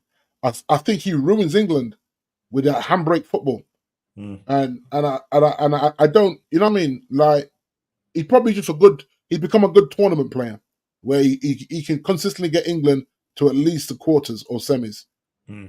I just don't see him doing it in the Premier League. Remember, he got Middlesbrough relegated. Come on, Middlesbrough, man. Seriously, like, you get that's rewarding failure again. If we have him, we're rewarding failure again. Yeah. Oh, look at this! Look, wow. So you've gone up, bro. Look, you've gone 2nd. Chili dog. You got 2nd. Yeah. Listen. Gosh. So as you can see, people, the Premier League is coming to a penultimate end. 36 games played, 2 games left to be played. Kofi still on 30 points at the top. Didn't score last week. Big D scoring 1 point to push him above Chile, who's both on 25 points for a couple of weeks. You're now on 26 points. Chile on 25 points. I'm 1 point behind him on 24 scoring, and also Ez scoring another point. It's coming, but I think it's going to be Ez who's going to be eating double chili. Yeah, Like, at the end of the season. So chili. I mean, Ez, you ain't getting away with it this time, bro. So if you're listening or you're watching it on playback, I'm going to be talking to the missus to make sure she gets the hottest peppers or chili peppers. Yeah, because you're going to eat them live. And it's double, yeah, because last season you come last, this season. So I'm not going to run my mouth too much because you never know. He could come, because he's always been back in Chelsea all the way through. And now they've got a bit of green shoots. Could he get a bit of green shoots and overtake me? So I've got to be very tactful when I go for my players. And I actually respect as for backing his team. I've backed United. And Chile as well, because they backed him all the way through. I've backed United, I think 4 times in our prediction league. Yeah. All 4 times they gave me a red dot. All 4 times. It's like, what we doing here? I'm trying to compete at the end of the day. It's like fantasy football. That's why I'm captain. That's why I'm captaining. You know what I mean? Blue Moon Haaland. When in fact I should be captaining our BTEC Haaland. You know what I mean? But I can't do it. I know he ain't gonna have me competing in these fantasy league things. So it's like, man, it's mad. But, it's absolutely crazy. But listen, people, thank you for hanging in there with us. We had such a great, appreciate that, guys. Great show. A lot of interaction from the chat. We go again next week. 2 games left for Arsenal. 2 games, big game. Yeah, Sunday. Super Sunday, bro. You see the league, right? The league know what they're doing, you know. Firstly, like Super Sunday, like, oh man, like listen, you have to remember, Monday Night Football is a big deal. We weren't good under the lights on Monday night. What makes you think we're going to be good on Super Sunday? Yeah. Come on, man. Yeah. Come on. You know, I wouldn't put it past you if you turn up. Yeah, that's the thing about it. But listen, we just got to go in and do our job. You've got a lot of injuries, and we just need to just go and do our job. Nice one, Phil. You know, and at the end of the season, you know, last game of the season, we've got Everton at home. Everton are safe now, so they're probably going to be hopefully going to be on the beach. I need Fulham, stop flying your kites. Yeah, stop that now, and go do some training. Yeah. Oh, that's funny, man. Yeah, don't get high on the kites right now. Yeah, go and do some training. We ain't got no time for the kites. Yeah? Go and do some training. No time for kites flying around that. Yeah, I need William. I need William to come true. I need Leno to come true. I need a Wolby to come true. You understand? We only need them to drop a point. Yeah. But listen, they play first, so the pressure is going to be on us because if they do beat Fulham, they'll they play first. Yeah. They play on Saturday. They play Saturday 12:30 kickoff. 12:30. Yeah. Okay. Cool. So, bro, I don't know. I don't know, but big up to you, Craig. Thank you. Yeah, man. Big up, my guys. In the Clockhead or AFC, whatever it is. Yeah. The Scarlet. I thought it was a new Mr. Scarlet. We just call him Mr. Scarlet Pimpernel. Yeah, that's what we call him. Yeah. You see him there, you see him here. But it's Sunday, mate. Sunday's the one. Sunday's the one. I mean, it's funny because someone said to me today, "Watch us go and turn up." I said, "I don't see it. I don't see it. You guys have just been so consistent. I don't see us bothering you on Sunday at all. But it's football, though, isn't it? I think it will depend on because the fact that they're playing first. You know what I mean? If they draw or lose, come on, we've got to do it. You know what I mean? Who's Craig? We've got to do it. We have got to do it. We've got to just take it to the last game of the season, and what will be. And we know it. Arteta will get a new contract, and we go again next season. Pep ain't going nowhere for now. Yeah, Pep ain't going nowhere for now. Yeah, so let's forget about this idea that Pep is gonna. And I think he said it. The other way Pep leaves, if those 115 charges get pushed and they get relegated, and we won't hear nothing until October 2024. Exactly. So it is what it is. So people, please hit that like button, subscribe and share if you haven't already. Please share this around to as many people as you can. Get me. Listen, I've been asking to get to 400 for a long time. So people, please share it around. Slap it up, man. You know what I mean? We need to slap Man United 8-2 payback time. I remember that day when Arsene Wenger went up. They sent him into the stands, didn't he? And he was doing this. Yeah. Like, well, iconic picture, but for the wrong reasons. And we went up there with a depleted side, and Listen, we got slapped up. I think Danny Welbeck scored against us as well. So Danny, that tells it all. Do you know what I mean? Yeah. But people, please hit that like button, subscribe and share if you're new. Yeah, man. And until next week, take care. Take care, guys. We're going for game week 37. Is that right? Yeah, 37. Yeah. So, predictions. What's going on? Prediction, guys. Please, let's do this. Let's get our predictions in before the weekend games come up, and we go again. People, take care and God bless.